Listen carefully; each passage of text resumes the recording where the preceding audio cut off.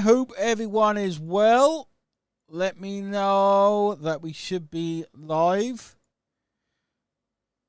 Let me know you can see me. Let me know you can hear me inside the comments. Let's see who we've got on. Let me know if you're watching live. Who have we got on? Let me know inside the comments. We've got 16 people on, so I want to see who we've got. Let me know that I'm live, that you can hear me and I'm not speaking to myself. I don't think I am. Who have we got? Let's have a look. Any comments? I think everyone's left us. There we go. Thanks, Amori. Thank you very much. Thanks, Prakash. Thanks, $7 link. I think that's Jawaria. We're saved. Olga J is here. Esther's here as well.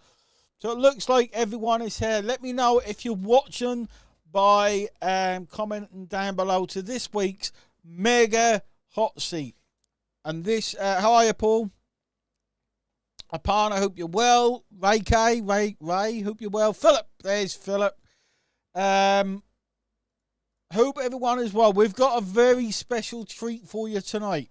Okay, actually, I need to share this inside our group so everyone jumps on.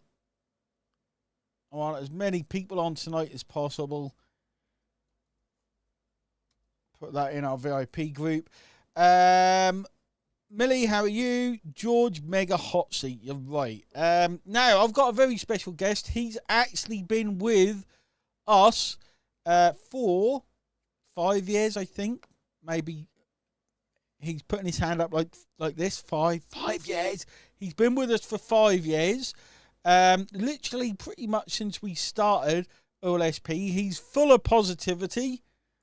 He's looking at me funny. And he is an awesome human being. I'm going to bring on, it was at our live event.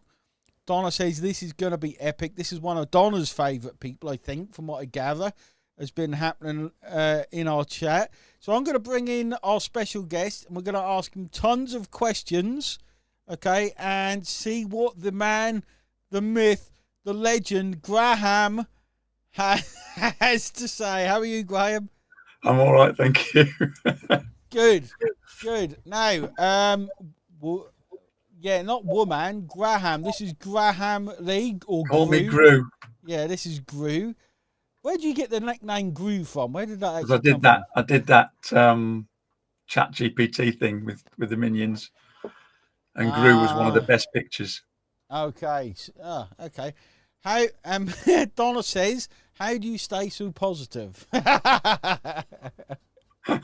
She already knows that answer.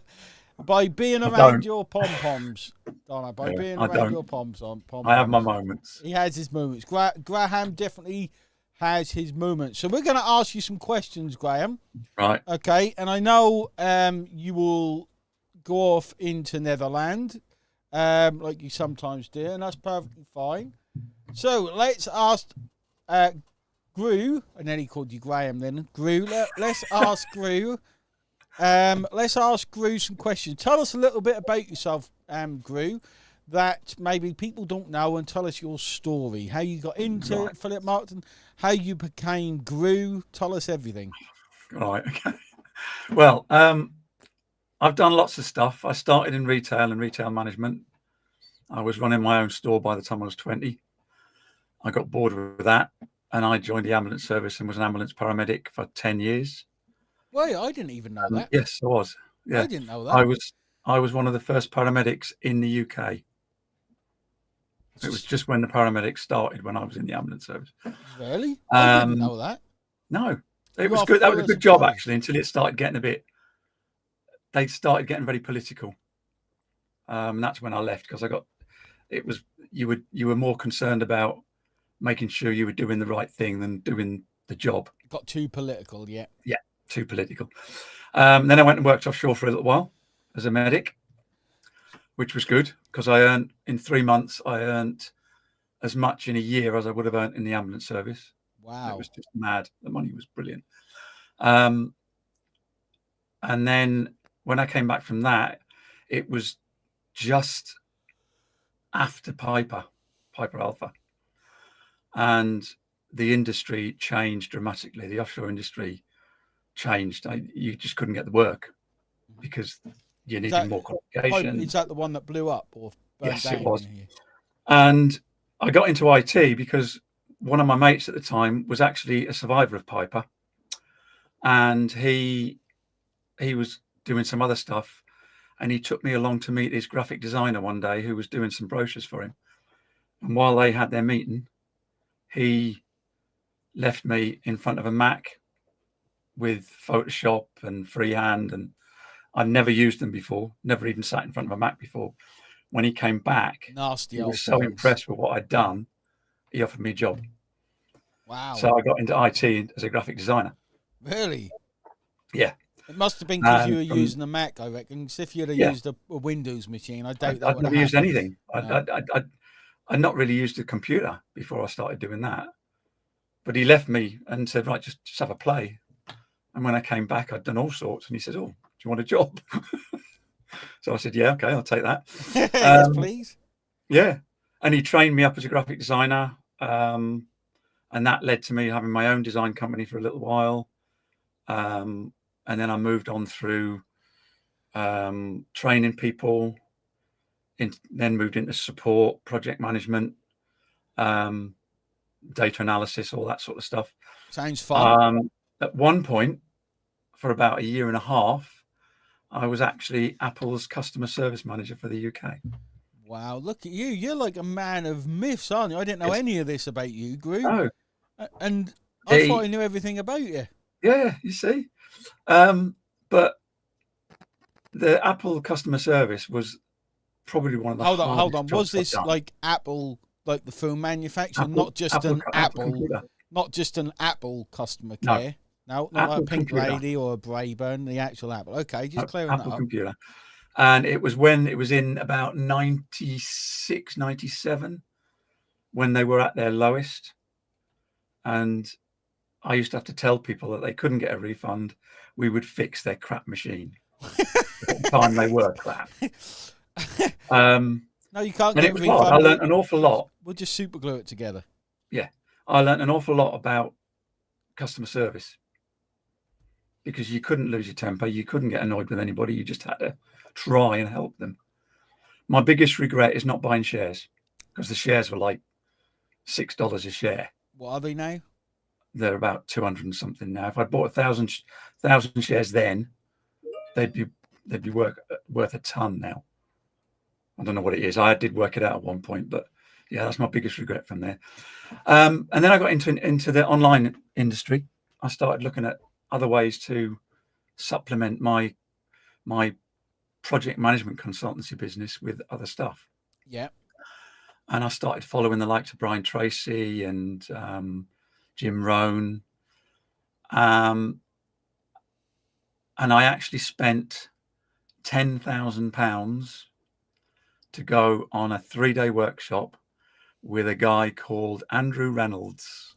Yeah, I know. Most of the people in the UK will know who he is. I think he holds the world record for the biggest affiliate or internet marks in Europe, doesn't he? Massive. He was just such a nice man, so helpful. He's still around, isn't he? He's still around. He's retired officially, yeah. But I still get posts from him. But I spent this £10,000, and that involved, I got a computer out of that with all his software on it. I got 6 master resale rights products that I could sell. Nice. And that was in 2008. And then I had my first product ready by 2015. probably about 2 weeks ago in 2009. So the end of May bank holiday we've just had. I had my first product ready. I had all the adverts in the newspapers because it was all done through newspapers. In the newspapers, that's crazy. Yeah. And the weekend that my advert went in the paper for my first product, disaster struck. And this is something a lot of people don't know about me. That weekend, I went for an asthma checkup, and I was diagnosed with a rare form of leukemia. Wow, okay. So that weekend when my product was launching, I was actually in hospital. I don't know whether I got any phone calls because my wife wasn't even home. She was in hospital with me. So that just sort of all fell apart. I can imagine. Yeah. I spent 6 months in hospital, in 2 hospitals, and I had 3 rounds of intense chemotherapy and a bone marrow transplant. And I came out the other end, and I'm completely clear now, obviously. Congratulations. That was a fair few years ago. So It was 2009. So it was only 16 years ago. 16 years ago. Wow. I had the strongest chemo that a person can have at the time. Because Incredible. when I had my blood test done at the doctors, when I went for my asthma checkup, my blood counts were all 0. So you went for an asthma checkup, and the nurse said, "You don't look very well. I'm going to do a blood test." Wow. She saved my life. Well, yeah. Crazy Yeah. how things turns out. Yeah. She saved my life. Yeah. And then I spent 3 months. Without that visit to the nurse, we wouldn't have a groove right Exactly. now. I wouldn't be here, because, as I say, my blood levels were all completely 0. Now, What does obviously, that I've got a mean? little bit of sorry. What does that mean? Right. They were Well, all 0. because I've come from a medical background, I sort of understand it, and anybody that does will understand it. You've got all sorts of different components in your blood. It's not just red cells and white cells and platelets. It's all sorts of other bits and pieces. And when they do a full blood test, all those different things are at different levels. Mm-hmm. Some of them are at like 200 and something. Some of them are at like 10, 20, 30. Some of them are just very, very tiny. Everything for me was at either 0 or 0.0 something. The hematology consultant said, "I don't even know how you're standing up." Wow. He says, "Because you should be in a heap on the floor." Which is quite, when I think about it, it's quite frightening now. At the time, me and my wife, when they told us, we just said, "Right, what do we do about it?" That's the positivity coming in. Yeah. We just looked at each other, looked back at him and said, "Okay, so what do we do about it?" That's crazy. So the nurse, you're worried about it now? Yeah, it's weird. That's nuts. The nurse came back in after the doctors had all left, because it was like a big jury in front of the bed with all these head hematology people and nurses and all sorts of other stuff. She came in and she says, "We've never seen anybody react to a diagnosis like that the way you did," because everybody goes, "Ah!" But we just said, "So what do we do about it?" And I spent, as I say, 6 months in 2 hospitals. And then I spent, I regret this now, but I spent another 2.5 years sat on my bum, playing PlayStation, playing Assassin's Creed on the PlayStation. Did you get good at it? I did. Yeah. That's to be honest, I did. That's all. Yeah. But in hindsight, I mean, probably in theory, not a good way to spend your time, but it probably done you some good. It probably did. I mean, I was going to the hospital for checkups every day to start with, and then every week, and then every couple of weeks, and then it just gets longer and longer and longer. Now I go every year. Oh, you still go every year? Okay. I still go every year, more because I think my oncologist likes to see me. Okay, yeah. We don't chat about me. We just chat about stuff. It's weird. So when I went back to work in 2012, after sitting on my butt for 2.5 years, I then started looking at affiliate marketing. Nice. Okay. And I started looking at people like John Thornhill, who I still have all his programs, Michael Chaney, Nick James, and various other ones. Love Nick. Yeah. And I've gone on from there. My biggest problem has been working full time, because I went back to work. Oh wow! So working full time and trying to do this, because the chemotherapy has left me with something that I didn't realize I had until 5 years later. Mm-hmm. And it was only a lady from Canada who I was working with who told me about it. And it's something called chemo brain. It's cognitive impairment. Okay. And it's got a load of symptoms, but there's things like lack of concentration, lack of focus, chronic fatigue, unable to do more than one thing at a time that you used to be able to do before. Sorry, That's mate, a man. that bit, yeah, that's called being a man. That part. Yeah, that's called being a man. But that has lived with me till this day. I still have chronic fatigue, and focus is a really, really hard thing for me. And what I found when I was working was, after I'd worked all day on a computer, I got home and I didn't really have the energy mentally to sit on a computer. Yeah, makes sense. You know, so, and it's been better since I finished work. I finished work at the end of January. I was made redundant, and I decided, because I was going to retire anyway in April, I just retired. So I'm now doing this full time. So that's it, really. That's me. And somebody, Olga's asking what type of blood I am. I'm O positive, I think. What an amazing story, mate. I think that's one of the most touching stories we've had on here. I mean, I wanted to say about the leukemia, because I do say quite a lot on some of the lives and various things about, I can't do that, or I can't do that. And it's not so much I can't because I don't want to, I just can't, because I know that if I do that, it's going to wear me out. Yeah. I mean, the three days of the event, I was absolutely shattered when I got home. Probably everybody else was, but for me, it meant I couldn't really do very much else for another week. Yeah, because I had to get my energy levels back up again.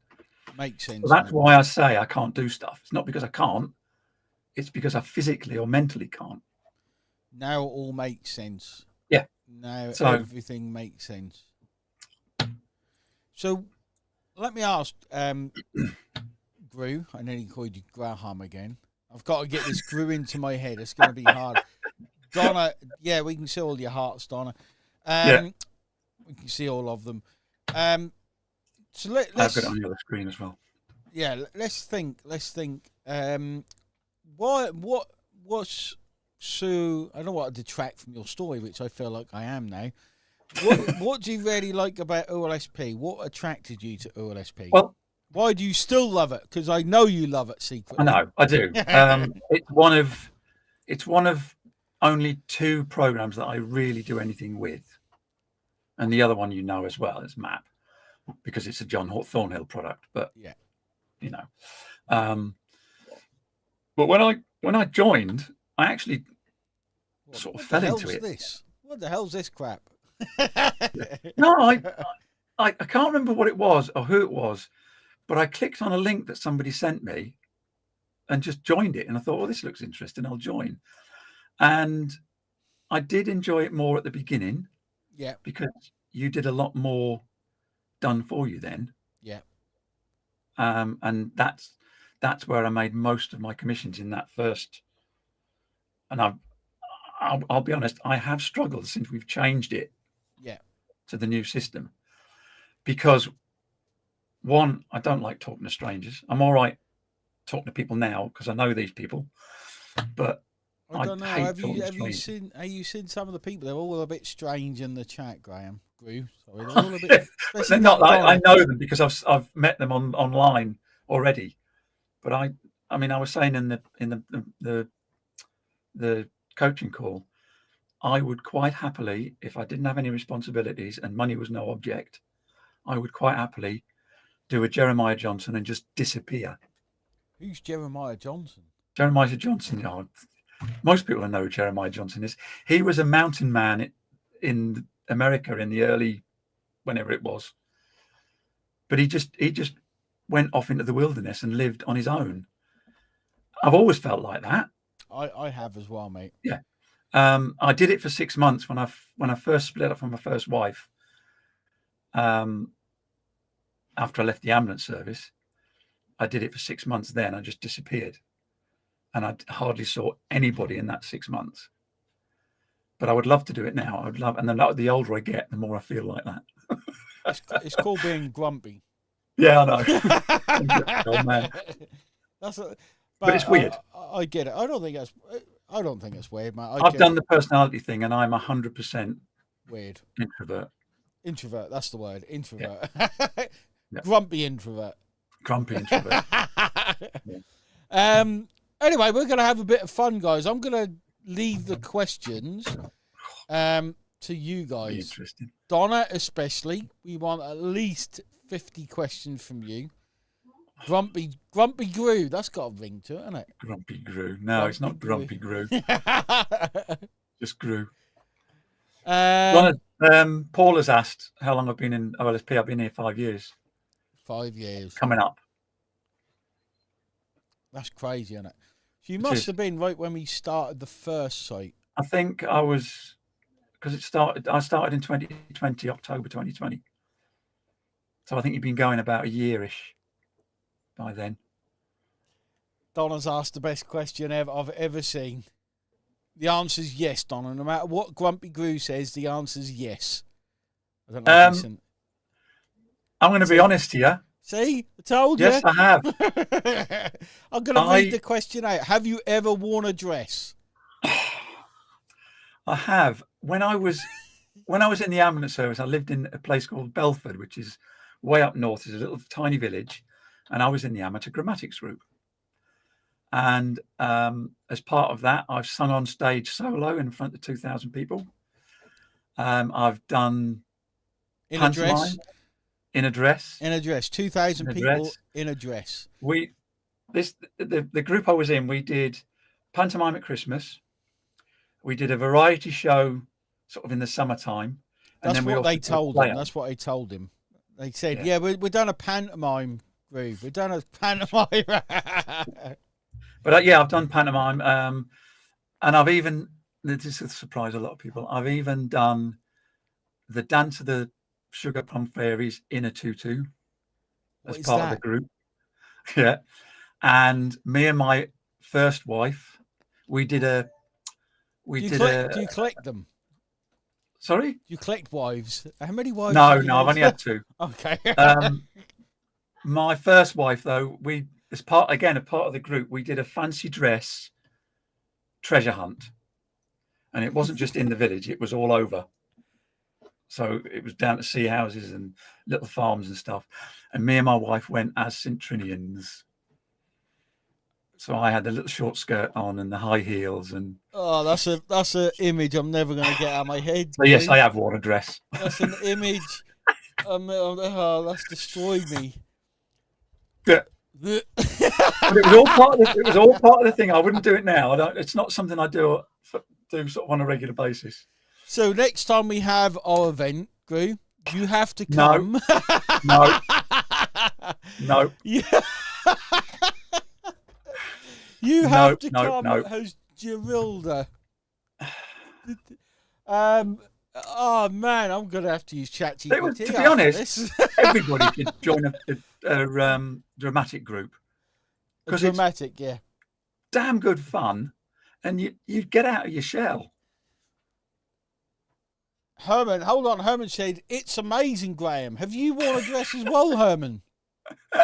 What's going on? Is there something I'm not privy to? Did you all dress up St. Trinians? No, Eric is a cross-dresser. No, I'm not a cross-dresser. No way. No, I don't do it now. But it was fun. It was because it was all part of a plan, if you like, in the Dramatic Society. Yeah. It was just fun. It sounds amazing, mate. Just you in St. Trinians is enough. Yeah, see, Paul says he's worn a dress because he's in amateur dramatics as well. Yeah. Okay. I'm seeing how this is going. I'm seeing how this is liberating. So it shows yours was a kilt, Paul. Yours must have been a kilt. Herman's worried he's got competition with your voice. I'm not sure about that. Anyway, so we've got a few minutes, guys. This is the other side of Gru. I thought he was just a grumpy Gru, but he's turned out to be experienced Gru. I do get grumpy because I struggle. I struggle to do some of the stuff. We'll change the word grumpy to Super Gru. There you go. Yeah, go on. That's better. Super Gru, the Magnificent. Very strange men here, says Paula. You are right, Paula. Is that right? We're meant here to talk about OLSP and that kind of stuff, but instead we're talking about how Graham dressed up as a St. Trinians. If you don't know what a St. Trinians is, guys, look it up. Don't look it up. Because your brain will be stained forever. Forever. So Climbing over fences and gateposts and stuff. that doesn't you make think it about better, that? Gru. That does not make it better at all. No. That's not good. The racer, hang on, if there's a rewind button and delete, we need to do that, but we're live. Carlos says, wish you could hear me laughing. My God. So Jawari has said, what is the best advice you got for beginners? Really, just to keep going. I mean, I've done this since 2006, and I've not been successful the whole time. There's been periods where it's been up and down, but just keep going. Just keep doing something. And the challenge has really brought this home to me. Do something every day that takes you a step forward. And it doesn't have to be a big step. One of my other niche, I keep talking about my other niche. My other niche is mindset. And that came about because of the leukemia. I don't do very much in it, but it's having the right mindset. It's doing something every day to move yourself forward with the right mindset. You've obviously got that. Because what is mindset to you, Gru? Just talk about mindset a bit. What does that word mean to you? Because it means different things to different people. But it is the most important part. What does that mean to you? Tough question. That's a difficult question, that actually. It means, I mean, I have days where I really don't feel like doing anything. I think we all have days like that. Yeah. And I think mindset is you've got to get on and do something. You've got to have in your head positive thoughts all the time. What got me through the leukemia was I had a vision board on my wall in the hospital room, and it had pictures of my kids. And it had pictures of the house at Christmas all done up. And that was my positivity, was like, I'm going to be out of here by Christmas. Mm-hmm. And I was out just at the end of November. And that's the thing. You've got to have positive thoughts all the time. It's difficult because negativity comes in. Mm-hmm. But as soon as negativity starts kicking in, you've got to turn it around and start doing something more positive. So you used a bit of visualization, like here's the goal at the end, and I can clearly see that end goal. That's right. So that's right. It's a good, very good tip. It is. It is. I must admit, though, since the chemo's obviously done something, because I can't visualize anymore now. Okay. Well, before the chemo, I could see things like I was like this microphone. I could see it in my head, like I was holding it. Yeah. But now, nothing. I can't visualize at all. It really does my head in.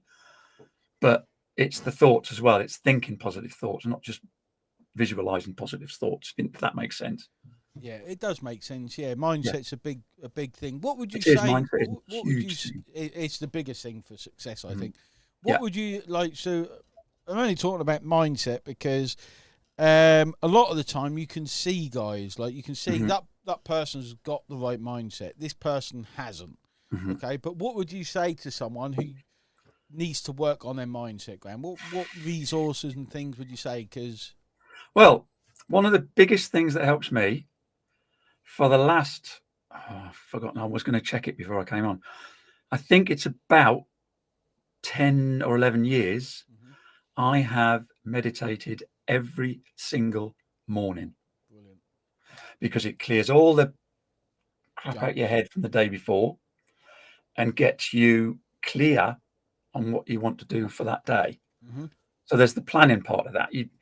You clear your head, and then when you come out of the meditation, because you've got a clear head, you can say, right, this is what I'm going to be doing today.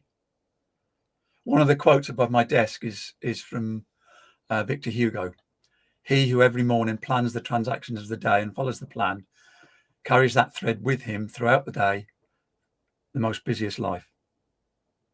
And that works.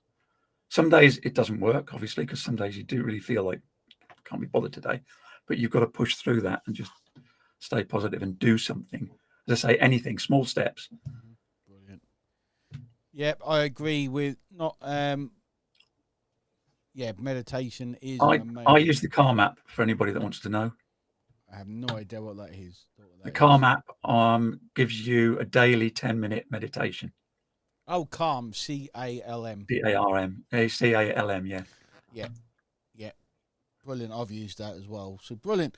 Graham, this has been an eye-opener, mate. It's been completely not about OLSP or anything else, but I'm sure Donna says we love you, Gru. I'm sure the guys have got lots of other stuff from this. So it's been a very welcome change. Okay. Not camel, calm, Donna. Not camel. Calm. Yes. CALM.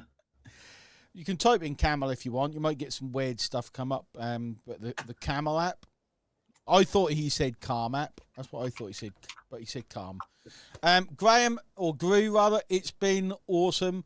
Thanks very much for jumping on. You've been wanting to come on for a few weeks now, so it's good to finally have you. I don't mind coming on again to talk about OLSP if you want.